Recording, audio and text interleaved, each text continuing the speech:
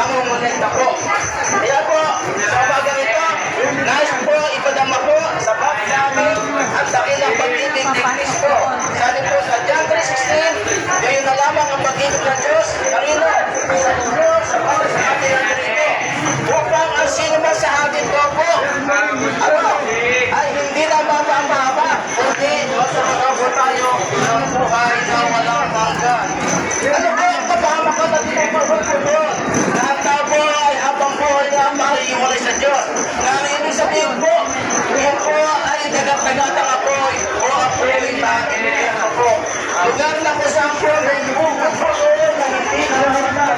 At ang lugar po niyan ay lugar po ang kadiliman. Ang lugar po ngayon ay lugar ng pagkakasa, paghihira. Walang katapusan, paghihira. Pero sabi po sa John 3:16, nung bali pa po ay sasamahan tayo kay Jesus, ay hindi na mapapama, kundi magkakaroon na po tayo ng buhay na walang hanggan.